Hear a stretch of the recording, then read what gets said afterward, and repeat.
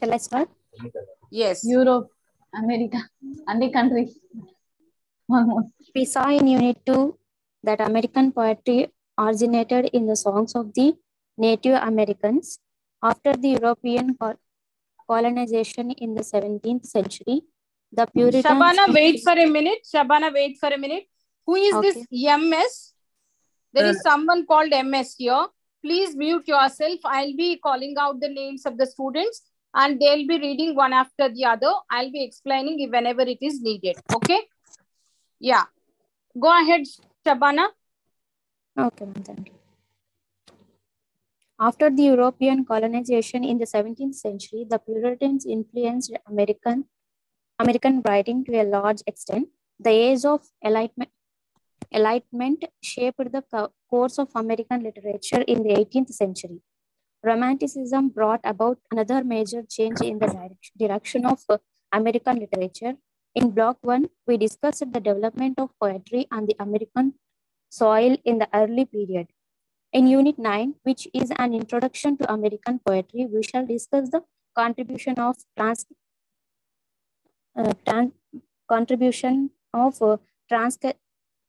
transcendentalists and some other poets such as Edgar Allan Poe and Longfellow. We have devoted separate units to Walt Whitman and Emily Dickinson. We have set apart the one unit for Walton Stevens and Robert Frost, who dominated American poetry in the first half of the 20th century. The last unit in this block deals with three important poets of the second half of the 20th century: Theodore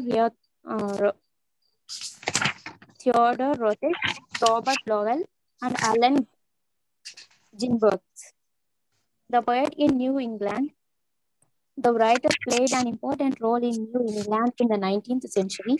He was expected to uphold traditional morality and accepted values. This is in sharp contrast to the current attitudes to creative writers. You will see in the last unit of this blog that Jack Kerouac, Allen Ginsberg, and other of the Beat generation feel alienated from society, and they protest vigorously against the prevailing culture and values. In the mid-19th century, the writer in New England is an interpreter of the official values. During this period, religion had got the new connotation of moralism.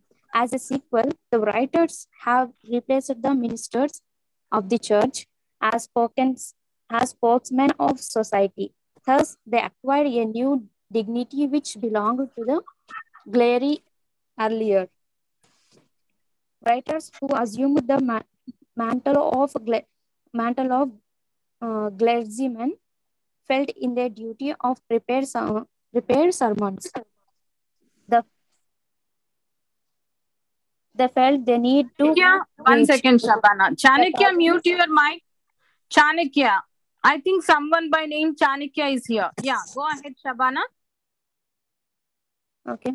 The Calvinist beliefs were replaced by a rigid theology, which in turn was replaced by emotionalism, which is another name of sentimentalism. In traditional literature, the focus of religion was on original sin, Adam's disobedience. But the literature of mid-19th century stressed man's natural goodness, which is otherwise called sentiment. By this time, a total change of values had occurred in the US. An example of the change in values may be found in the family itself. The head of family was a devout Christian. The mother was dedicated to the family. The genteel woman was the real center of the family. Hence, there is a strong feminine quality in the literature of this period, whereas the earlier Puritan rites were masculine. The writer of this period showed a tendency to present women as a gentle and dedicated woman. Poets of the establishment. Longfellow, Whittier, Holmes, and Lowell, and known as poets of the establishment because they considered it their duty of affirm the traditional values of society. They are also known as fireside poets or household poets. The commanded a large number of appreciative readers. The huge output of these poets conveys the attitudes of 19th century America better than the works of writers such as Emerson and Whitman. By the middle of this 19th century, New England became the center of American culture and literature. The New England culture dominated the rest of country. At this time, the privileged people of Boston came to be known as Brahmins. The term means a class of people with a strong tradition of learning and culture. Henry Wadsworth Longfellow. Henry Wadsworth Longfellow, 1807 to 1882.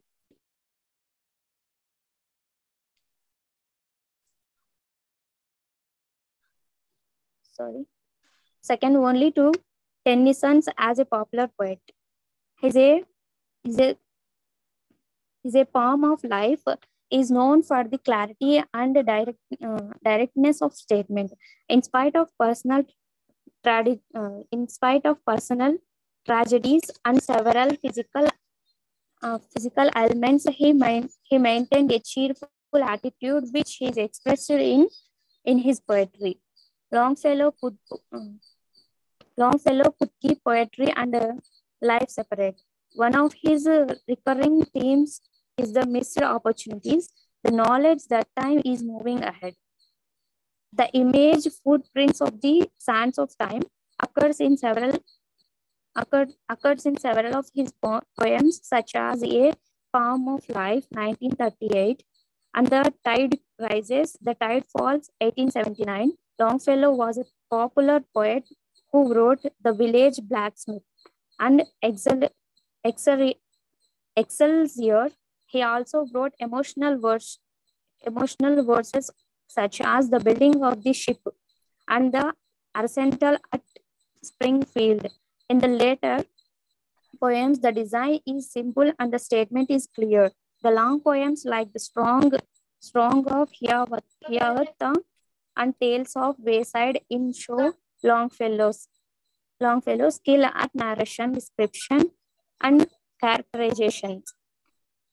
The Song of Hiawatha, 1855, is based on American Indian folklore and history. The hero is not the usual noble savage, nor he is like a larger-than-life figure like Cooper's. Chinga's book, Chiavata is different. He is the gentle savage. He is a mild person who does not resort to violence and cruelty. He teaches his fellow man to raise corn, cure diseases, promote brotherhood, and to hurt animals. He passes through a series of adventures, much like Beowulf in the Old English epic of that name. Starting as a primitive hero, he develops into a great culture hero. In this process, he is helped by friendly animals. Longfellow uses an unrhymed troic tetrameter with frequent parallelism and repetition to create the effect of primitive poetry. He was actually trying to adapt the meter of the Finnish epic Kalevala. His best poems are his sonnets, which were composed late in his life. Some of these are tributes to Chaucer, Shakespeare, Milton, and Keats, whom the poet admired much. The sonnets he wrote as epigraphs to his translation of Divina Divina Commedia, 1865 to 1867, or even better. There is a skillful blending of cathedral imagery and references to the poem itself. Let us read the first of 6 sonnets.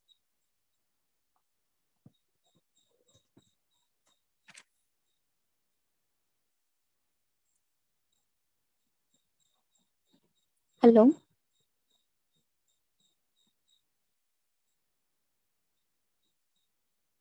Hello.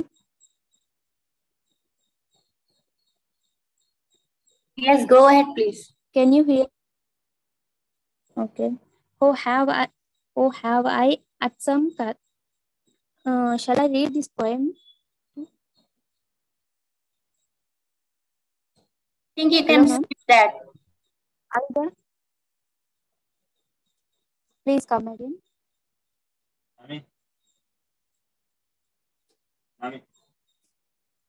Hello. I think you can skip that. Okay.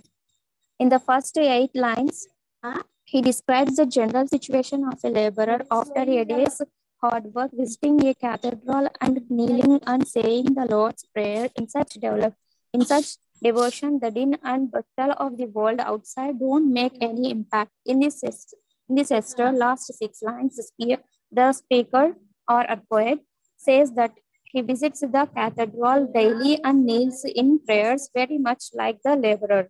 The violence of the civil war, time disconsolated, dies away in the eternal ages. He has drawn a parallel between the prayers offered by a laborer and his own daily prayers. The second parallel is between the loud vociferations of the street and the tumult of the time disconsolate, both recede and are forgotten in the eternal ages. The loud shouts and the bloody words become inarticulate murmurs in due course. The rhyme scheme used here, Abba,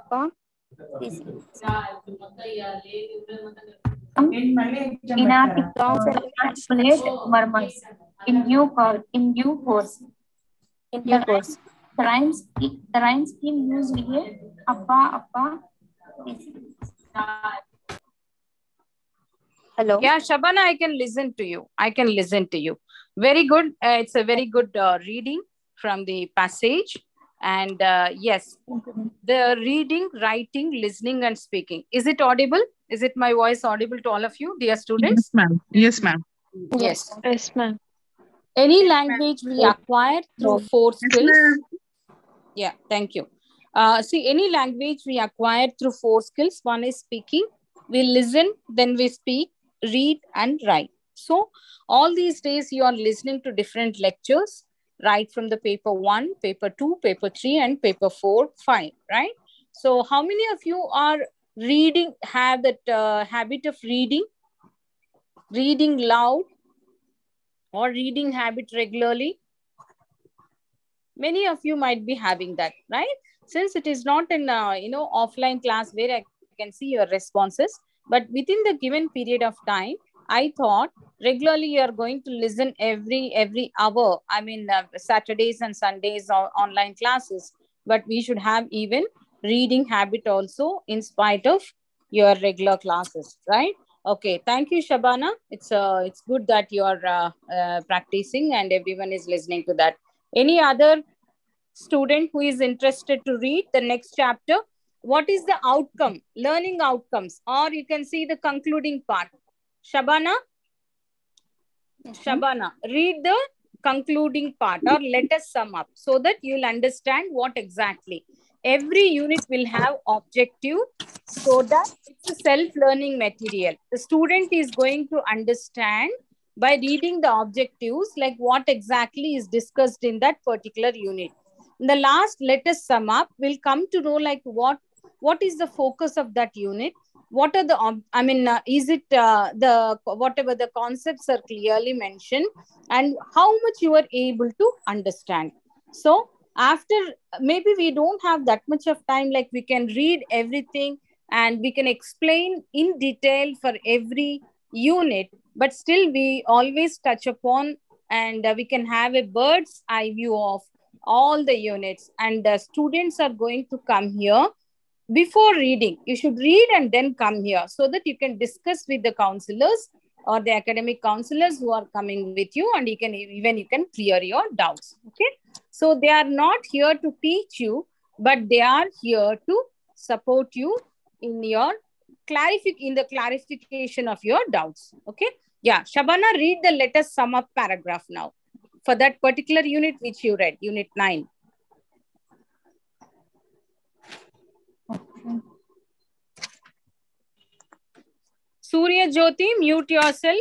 MS, mute yourself. Yes. Shabana, read the let us sum up. Do you have the book with you? Shall I read? Yes, I have. Yes, yes. Go ahead. What is the page number, so that you know if someone Page is number joining 92, now? ma'am. 92. Very good. Take page number 92, and if you are... Let us sum up or answer to check your progress, ma'am. No. Let us sum up, so that Let us sum whatever up. that you read, Okay. it should be reflected. We should know about that. Let us sum up Okay, is given gist of it. Okay. Check your progress is exclusively for the student who is reading. You are checking your progress. That means whatever that you have, you completed the syllabus. Are you able to understand, or is it clear for you? The concepts are clear for you. If it is not clear, again, you have to read the unit. Okay. Yeah. Read the let us sum up now. In this unit, we discussed the role of the poet in the mid-18th century in America. We discussed the work of the poets of the establishment, notably Longfellows. Two major contributors to the theory and practice of poetry, Poe and Emerson, are also discussed. Very good. So when you read this unit, so you'll be able to understand both the poets and also their poetry, right? So some of the poems are given there, and based on that only, you'll be getting an examination point of view also. So what is unit 10? What's the full name of MS here? I don't know. You just It's Mamata Baradi, ma'am. Okay, Mamta. Yeah. What is the 10th? Are you interested to read now? Yes. Walt Whitman. Okay. Shall I read the objectives or introduction, ma'am? You start with the objectives. What is the meaning of objective? When you read something, the objective is to understand that, right? The whole unit. And it's introduction about the unit, whatever it's given in this unit. Very good, Mamata. Go ahead with. You should read the title. Leaves of Objectives, introduction. Okay. Walt Whitman. Objectives, introduction. Leaves of Grass. Song of Myself. Some extracts. Songs of Myself and analysis. Structure of Songs of Myself. Themes of Songs of Myself. In 10.3, Whitman's mythology. New elements in Whitman's poetry. Role of the poet. Role of the reader. Whitman's influence. Mamta, yes, 1 second. It is not Whitman. It is Whitman. Okay. His full name is Walt Whitman, not Whitman. Okay. It's Walt Whitman. Whitman. Okay. Pronunciation should be Whitman. Okay. Go ahead. Thank you, ma'am. Whitman's mythology. New elements in Whitman's poetry. Role of the poet. Role of the reader. Whitman's influence. 3 greater poems of Whitman.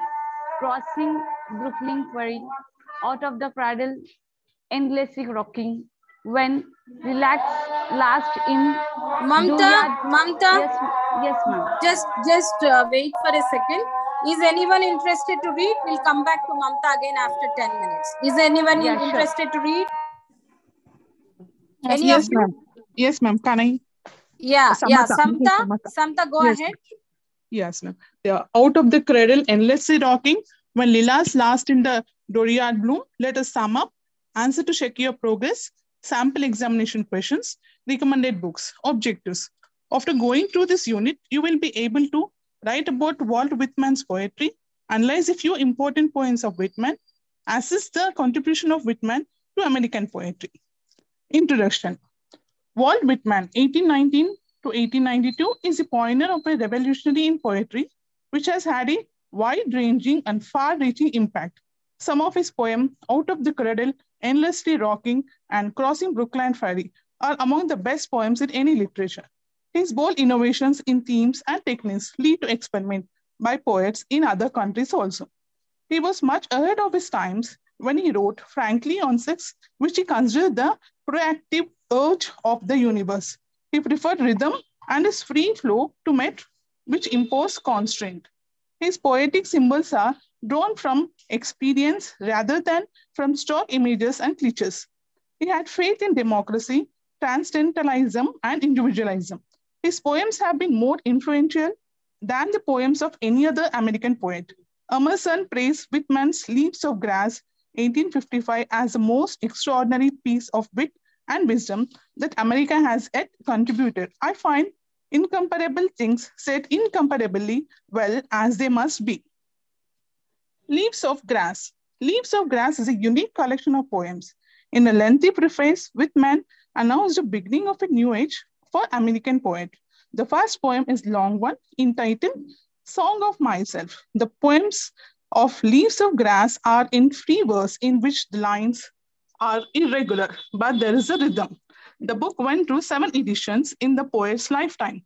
The last edition contained 383 poems. Whitman subscribed to Schlegel's and Coleridge's principles of organic form. He saw the poem as a process, that is, the poem assumes the shape in the act of composition. Songs of Myself, song extract, oneself I sing. Oneself I sing, a simple separate person, yet utter the word democratic, the word en masse. Of physiology, from top to toe I sing. Not physiognomy alone, not brain in alone is worthy for the muse. I say, the form complete is worthier far. The female equally with the male I sing. Of life immense in passion, pulse and power. Cheerful for feast, action, form the under the laws divine. The modern man I sing. I celebrate myself. I celebrate myself and sing myself. And what I assume, you shall assume. For every autumn belonging to me, as good belongings to you. Aloof and invite my soul. I lean and aloof at my ease, observing a spear of summer grass. My tongue, every autumn of my blood, from the soil, this air. Born here of parents born here, from parents the same, and their parents the same. I, now 37 years old in perfect health, begin, hoping to cease not till death.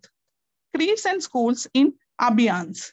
Retiring back a while, suffered at what they are, but never forgotten. I harbor for good or bad. I permit to speak at every hazard. Nature, without check, with original energy. Grass. A child says, what is a grass? Fetching it to me with full hands. How could I answer the child? I do not know what it is any more than he. I guess it must be the flag of my disposition out of hopeful green supper oven. Or I guess it is a handkerchief of the Lord, a scented gift and the remembrance designee dropped, bearing the owner's name somewhere in the corner that we may see and remark and say, whose? Or I guess the grass itself a child, the produced babe of the vegetation, or I guess it is a uniform hieroglyphic, and it means sprouting alike in the broad zones and the narrow zones, growing among black folks as among white. No, conic to colleague, congressman, cuff, I give them the same. I receive them the same. And now it seems to me the beautiful uncut hair of graves. Tenderly, will I use your curling grass? It might be your transpired from the breast of young men. It may be, if I had known them, I would have loved them. It may be you are from old people, are from offspring, take soon out of their mother's lap, and here you are the mother's lap. This grass is very dark to be from the white heaths of the old mothers, darker than the colorless beards of old men, dark to come from under the faint red roofs of mouths. Oh, I perceive after all so many uttering tongues, and I perceive they do not come from the roofs of mouths for nothing. I wish I could translate the hints about the dead young men and women, and the hints about the old men and mothers, and the offspring taken soon off their laps. What do you think has become of the young and old men? And what do you think has become of the women and children? They are alive and well somewhere. The smallest sprout shows there is really no death. And if ever there was, it lead forward life and does not wait at the end to arrest it and seize the moment life appeared. All goes onwards and outwards. Nothing collapses. And to die is different from what anyone supposed and luckier. My barbaric yap. The spotted hawk swoops by and accuses me. He complains of my gab and my loitering. I too am not a bit tamed. I too am untranslatable. I sound my barbaric yap over the roofs of the world. The last sood of day holds back for me. It flings my likeness after the rest and true as any of the shadows wills. It cocks me to the vapor and the dusk. I depart as air. I shake my white locks as a runway sun. I effuse my flesh in eddies and drift it in lazy jacks. I bequeath myself to the dirt to grow from the grass I love. If you want me again, look for me under your boot soles. You will hardly know what I am or what I mean, but I shall be good health to you nevertheless, and filter and fiber your blood. Failing to fetch me, at first keep encouraged, missing me one place, search another. I start somewhere waiting for you. Song of myself and analysis. The poet or I is at the center of his poetry. It is a recurring and important symbol. Starting from the simple I, the poems expand in an endless way to the cosmos. From the outermost edge of the poet looks back to his own inner personality.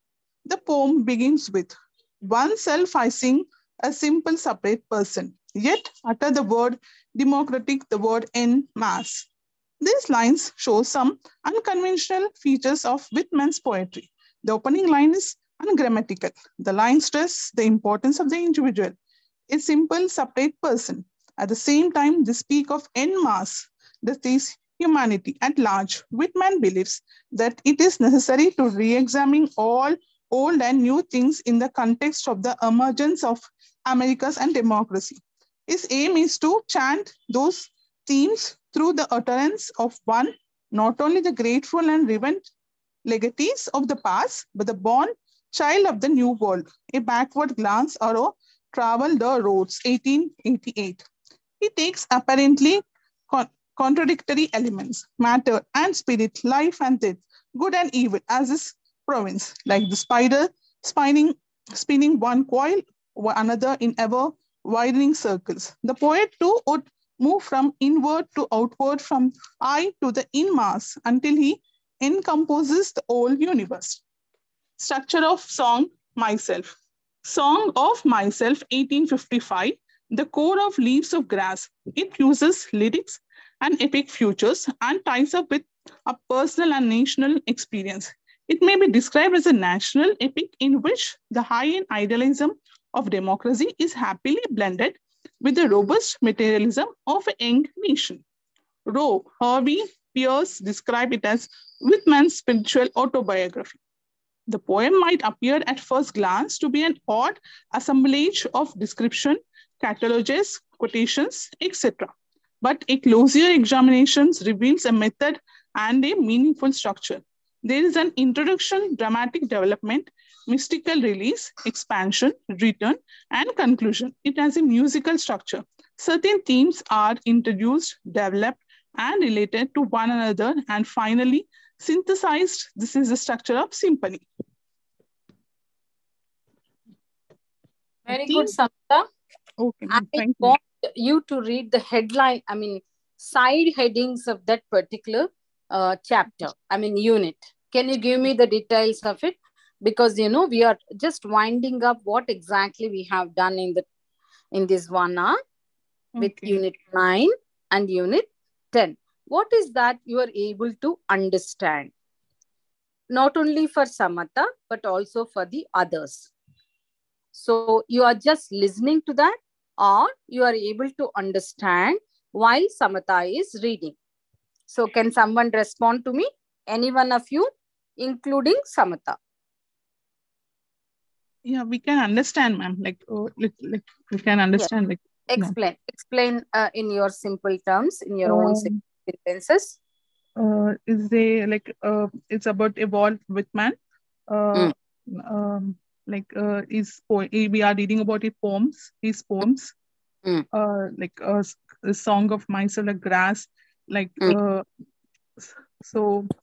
mm, Uh, once self-icing means is about like ourselves.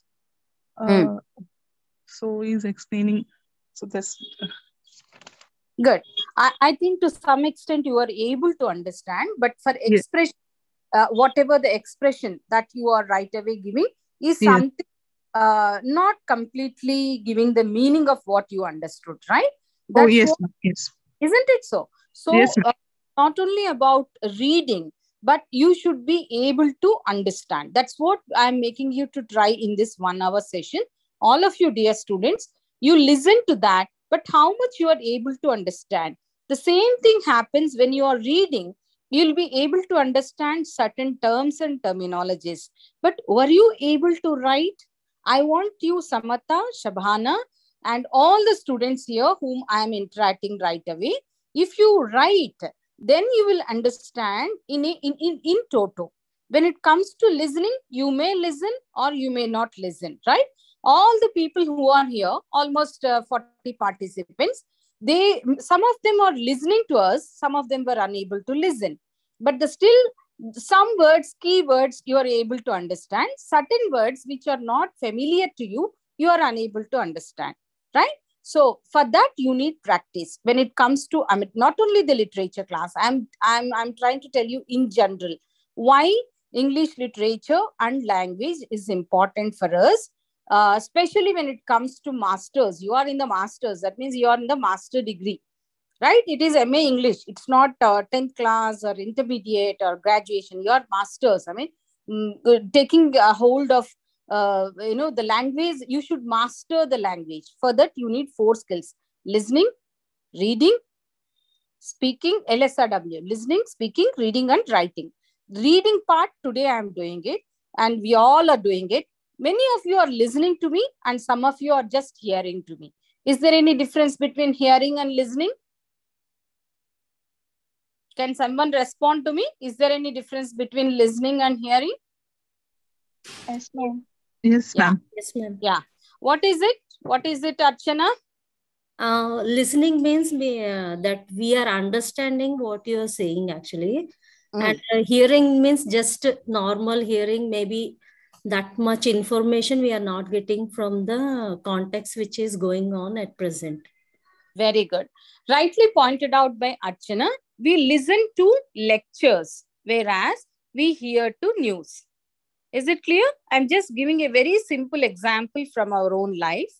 Whenever we listen to some conversations, maybe we are just hearing to the news, or we hear to some information in the TV or media, or we are traveling. We just hear them, but we don't pay attention there.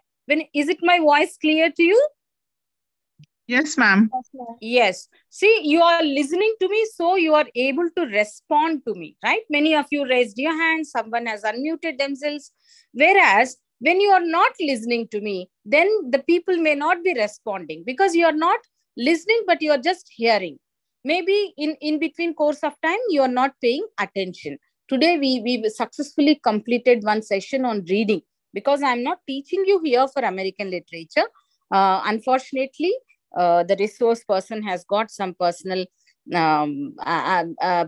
was unable to attend, so I just came in between the gap. I thought, why don't I use the skill which was not practiced in our online classes. So you have done successfully very well, and I thank all the students who were able to attend this class, as well as we are going to conclude this class. Next class will be there for you from 1:30 to 2:30, right? And in between, whenever you find some difficulty, please, I always request all the students to have your books in front of you so that you can read, you can make points out of that, and also you can revise while making the note. Am I clear with you, my dears? Yes, ma'am. Yes, please keep the textbook in front of you. Make a note of it when the lecture is going on. If you get any doubt, please ask the counselor, ask your academic counselor or the teacher who is trying to interact with you and clarify your doubts as well. Is it okay? Yes, Okay, ma'am. Yes, ma'am. Okay, so today we are completing the class and I can see a lot of you here. Aisha Siddiqui, Revati, Marina, are you there?